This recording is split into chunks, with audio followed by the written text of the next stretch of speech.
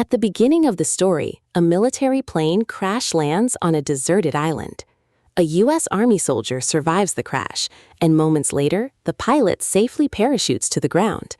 As the soldier regains his footing, he notices another aircraft approaching. It belongs to a Japanese pilot. After landing, the two soldiers spot each other and immediately draw their weapons. The story takes place during World War II, when Japan and the United States are at war. The two men begin fighting, and their struggle eventually leads them to the top of a mountain. Just as the Japanese soldier is about to kill the American, they suddenly notice two enormous hands emerging from behind the cliffs. Moments later, a gigantic gorilla appears before them. The unbelievable sight leaves both soldiers completely stunned. The story then jumps forward to the year 1973. We are introduced to Bill, the head of the Monarch organization, standing outside the White House. Bill approaches a U.S. senator and requests permission to visit a mysterious island. He explains that he has discovered the very same island where the two soldiers landed years earlier, and he now wants to conduct a scientific expedition there. However, reaching the island will require military support and government funding, so Bill asks the senator to approve both. At first, the senator refuses. He believes the island is nothing more than an ordinary piece of land, and spending government resources on such an expedition would be a complete waste. Bill then presents evidence suggesting that the island may contain secrets never before discovered. He explains that uncovering those mysteries could lead to extraordinary scientific discoveries and valuable knowledge. He also warns the senator that time is running out. According to Bill, Russia has also learned about the island. If the American team does not reach it first, the Russians could uncover its secrets before anyone else. After hearing Bill's explanation, the senator finally approves the mission. Following the authorization, Bill assembles an expedition led by Captain Packard. He also recruits James, an expert tracker and navigator, to guide the team through the unknown terrain. Once everyone is ready, the expedition boards a large ship and begins its journey across the ocean. During the voyage, the soldiers admire the beautiful sea and enjoy the peaceful surroundings. A photographer named Mason also joins the expedition to document everything they discover. After several days at sea, the team finally reaches the mysterious island.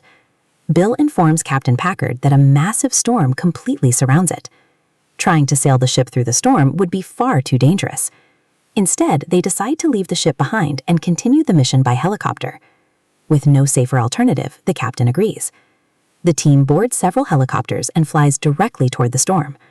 As they enter its center, violent winds shake the helicopters from every direction, while lightning flashes all around them. Despite the terrifying conditions, the pilots manage to push through.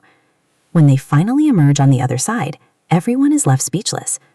Before them lies a breathtaking island unlike anything they have ever seen, covered with dense forests, towering mountains, and untouched wilderness hidden from the rest of the world. Following Bill's instructions, the helicopters fly across different areas while the team drops powerful explosives onto the ground. Their goal is to determine whether the land beneath the island is hollow.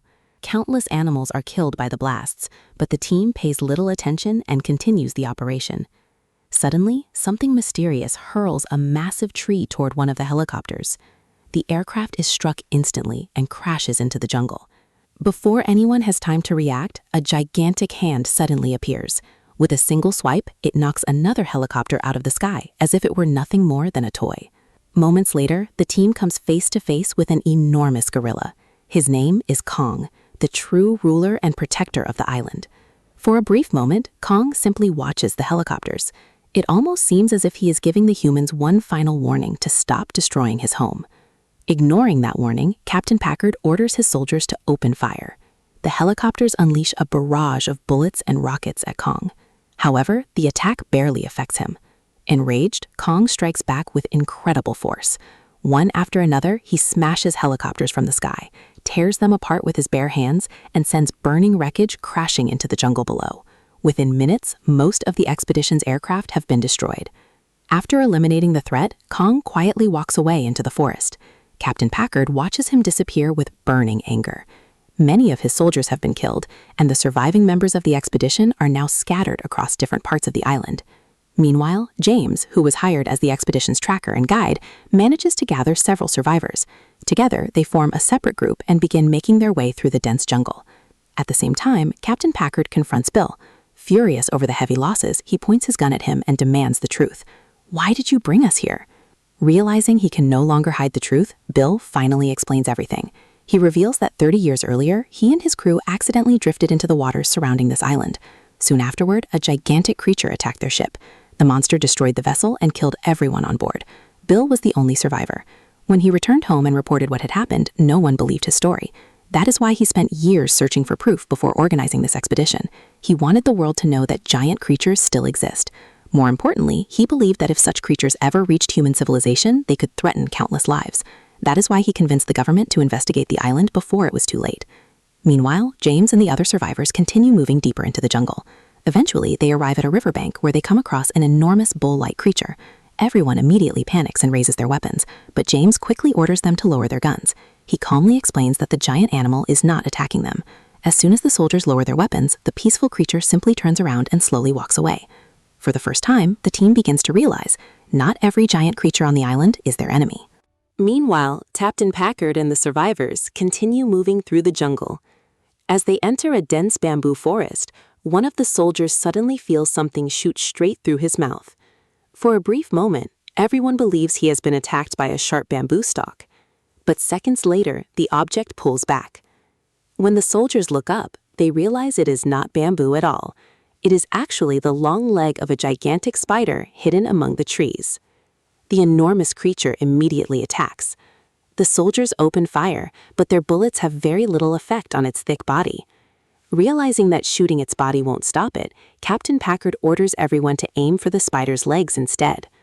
The concentrated gunfire damages its legs, causing the giant creature to lose its balance and collapse.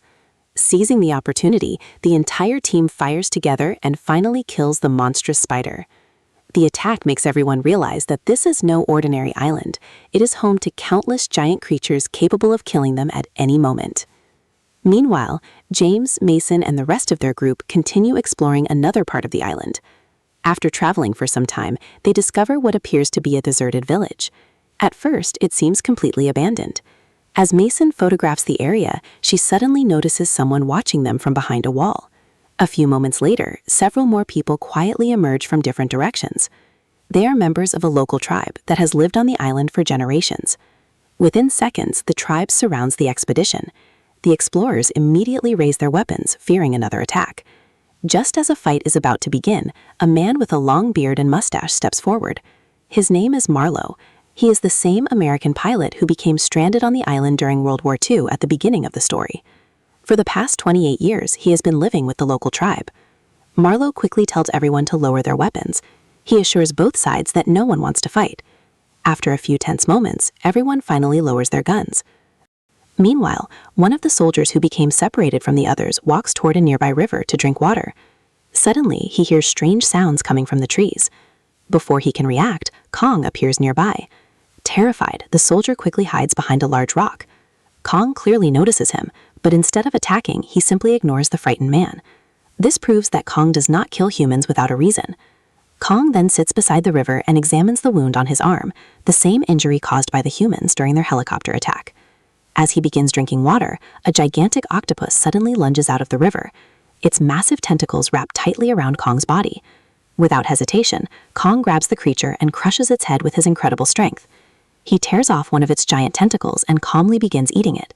Then, dragging the enormous octopus behind him, Kong disappears back into the jungle. Watching everything from his hiding place, the soldier realizes just how powerful Kong truly is.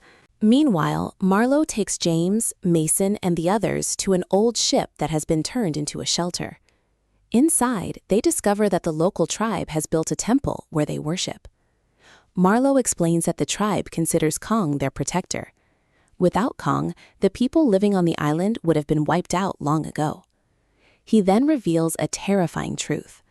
Deep beneath the island lives a race of enormous reptilian creatures. These monsters constantly threaten everything on Skull Island. They remain underground because they fear only one creature, Kong. Marlow also explains that Kong is the last surviving member of his species. Years ago, the underground monsters killed the rest of his family, leaving Kong alone to defend the island. Curious, James asks why Kong attacked their expedition. Marlow explains that when they arrived, they dropped powerful explosives all across the island. Those explosions killed countless animals and disturbed the island's natural balance. They also awakened many of the underground creatures. Fortunately, Kong managed to stop them before they reached the expedition, otherwise everyone would have been killed. Marlow then asks James why they came to the island. James explains that their mission was only to conduct research. Now that they have uncovered the island's secrets, they simply want to return home. Unfortunately, Kong destroyed all of their helicopters. Their only remaining option is to travel to the northern side of the island, where one of their ships is waiting. Marlow tells them that making the journey on foot could take several weeks. However, he has another idea. He shows them an old boat. Although it is badly damaged, he believes they can repair it and use the river to reach the northern shore much faster. Meanwhile, Mason continues photographing the members of the local tribe. The villagers are amazed when they see their own pictures for the very first time. Suddenly, Mason hears the frightened cries of an animal coming from a nearby river. She quickly runs toward the sound. There, she discovers a baby bull trapped beneath the wreckage of one of the crashed helicopters. Mason desperately tries to lift the heavy metal, but she isn't strong enough. Without warning, someone effortlessly raises the wreckage. It is Kong. He gently frees the young animal without saying a word. Mason freezes in fear as Kong looks directly at her. He doesn't attack. Instead, he quietly stares at her with disappointment, as if reminding her that the humans were responsible for the destruction of his home. After a few silent moments, Kong turns and walks back into the jungle. Mason realizes that despite his terrifying appearance, Kong is not a mindless monster. He is simply protecting the island he calls home. Once the boat is fully repaired, Marlow says an emotional farewell to the tribe that has been his family for the past 28 years. Then, together with James, Mason, and the rest of the expedition, he leaves the village and begins the journey toward the northern side of the island. Meanwhile, a soldier who has become separated from the others sits down on what appears to be a fallen tree to catch his breath. Without warning, the tree suddenly begins to move. The soldier quickly realizes it is not a tree at all, but a gigantic stick insect-like creature, perfectly camouflaged in its surroundings. The creature suddenly attacks. The soldier immediately opens fire, but the bullets have almost no effect. Just as the creature prepares to strike again, it suddenly stops and retreats. It has sensed an even greater danger nearby. As the soldier slowly turns around, a massive reptilian monster emerges from the jungle. Before he has any chance to escape, the creature swallows him whole in a single bite. Meanwhile, the rest of the expedition continues traveling by boat. During the journey, Marlow talks about the life he left behind. He tells everyone that he has a wife and a son waiting for him back home. When he left to fight in World War II, his son was only 1 year old. Now, after 28 years, his son must be a grown man. After traveling throughout the night, morning finally arrives. They have covered a great distance, and fortunately, one of their radios is still working. A soldier manages to contact Captain Packard's group. Both teams exchange their locations. The soldier tells the captain that they should be reunited very soon. Everyone feels relieved after finally making contact. But only moments later, disaster strikes again. A gigantic bat suddenly swoops down from the sky and grabs one of the team members. Before anyone can help him, the creature tears the man apart. The horrifying attack leaves everyone in shock. The group continues forward until they reach the riverbank. Leaving the repaired boat behind, they continue their journey on foot. After walking for some time, they finally reunite with Captain Packard and the remaining survivors. Everyone is relieved to see each other alive. James immediately suggests that they head back to the ship without wasting any more time. However, Captain Packard refuses. He insists they must first travel west to search for the missing soldier, Chapman. The captain has no idea that Chapman is already dead. Marlow quickly warns him not to go west. He explains that the most dangerous underground creatures live in that part of the island, and that anyone who enters the area is unlikely to survive. Despite the warning, Captain Packard refuses to change his mind. Unwilling to abandon one of his men, he orders everyone to move west. With no other choice, the rest of the group reluctantly follows him deeper into one of the most dangerous parts of Skull Island. Eventually, the group reaches a vast open field covered with enormous animal skeletons. The giant bones are scattered across the landscape, creating a graveyard unlike anything they have ever seen. Marlow explains that these remains belong to Kong's family. Years ago, the giant underground creatures slaughtered them all, leaving Kong as the last survivor of his kind. As everyone carefully moves through the area, terrifying noises echo through the fog. The group immediately hides behind the massive skulls. Moments later, a gigantic reptilian creature slowly emerges. To everyone's horror, it spits a human skull onto the ground. James notices a military badge still attached to it. After picking it up, he realizes the truth. The skull belongs to Chapman. The missing soldier is dead. As the creature begins moving away, the team quietly attempts to escape. But before they can get far, the monster catches their scent. It suddenly charges toward them and swallows another soldier alive. The survivors immediately open fire.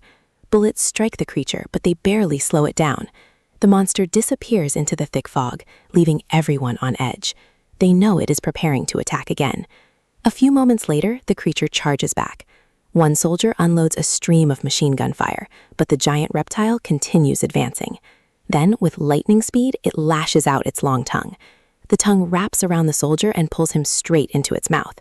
He is swallowed alive. As panic spreads, the creature turns its attention toward Mason and begins chasing her through the enormous skeletons. She barely manages to escape. At the same time, a nearby fire ignites several poison gas bombs. Within seconds, toxic gas spreads across the battlefield. As if the reptilian monster wasn't enough, enormous bats began attacking from above. Wearing a gas mask, James fights them off, killing several with his sword. In the middle of the chaos, the reptilian creature attacks once again. This time, one of the soldiers grabs a flamethrower and unleashes a wall of fire. The flames engulf the monster completely. After a fierce struggle, the creature finally collapses and dies. The exhausted survivors regroup. James insists that they must leave the island immediately and return to their ship. But once again, Captain Packard refuses. He still insists on continuing the mission. James then shows him Chapman's military badge and explains that the soldier they came to rescue is already dead. With nothing left to hide, Captain Packard finally reveals the truth. He admits that rescuing Chapman was never his real objective. His true mission now is to kill Kong. He blames Kong for the deaths of his soldiers and swears to take revenge, no matter the cost. The others try desperately to change his mind. They explain that Kong is not the real enemy. He has been protecting everyone from the deadly creatures living beneath the island. If Kong dies, those monsters will rise from underground and destroy everything. But Captain Packard refuses to listen. Finally, James says, "We're going back to the ship. If you still want to hunt Kong, that's your decision." The expedition splits into two groups once again.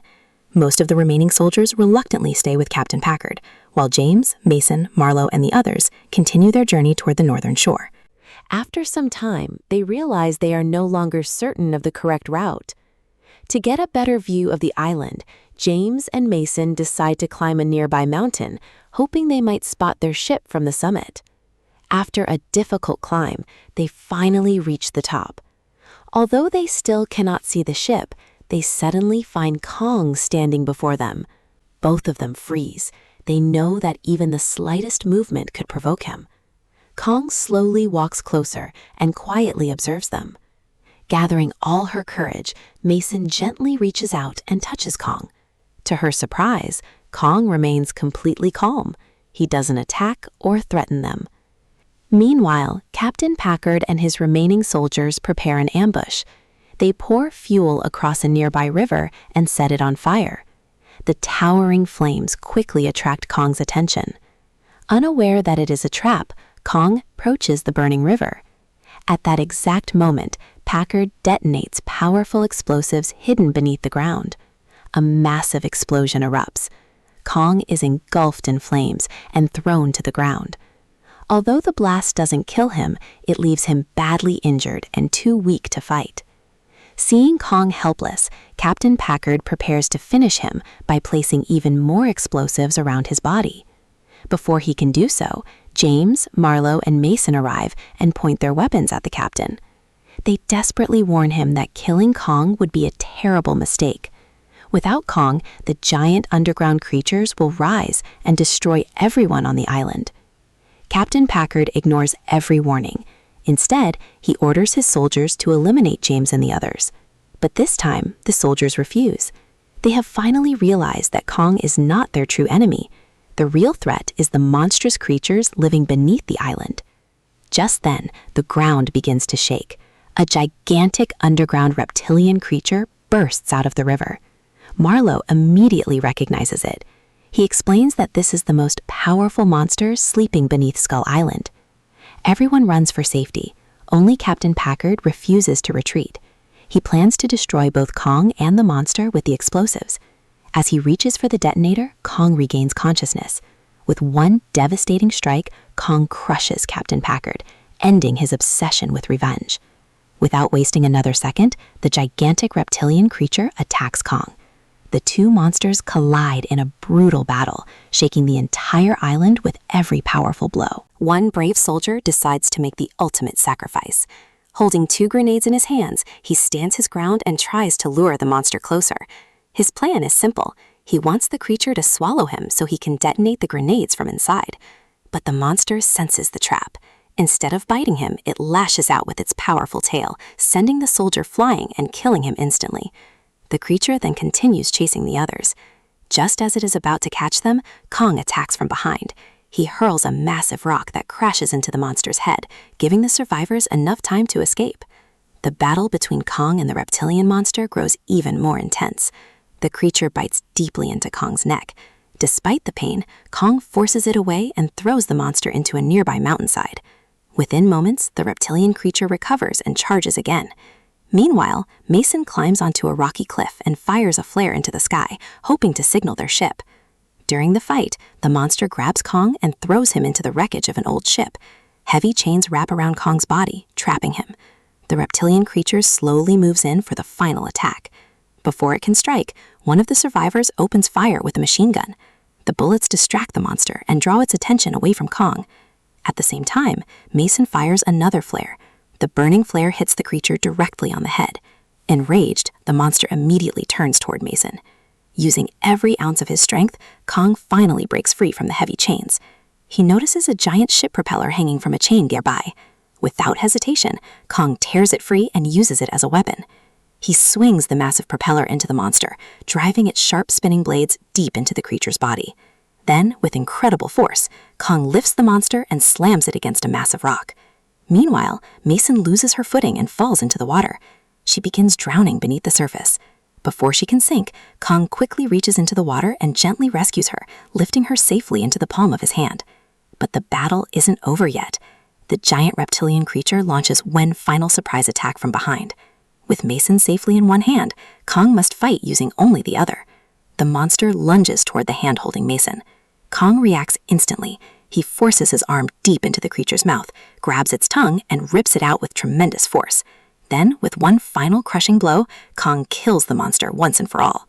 After the battle, Kong gently opens his hand and checks on Mason. At first, she appears lifeless. Believing she has died, Kong sadly places her on the ground. A few moments later, Mason regains consciousness. She had only been unconscious. Seeing that she is alive, Kong quietly looks at her one last time before turning and walking back into the wilderness.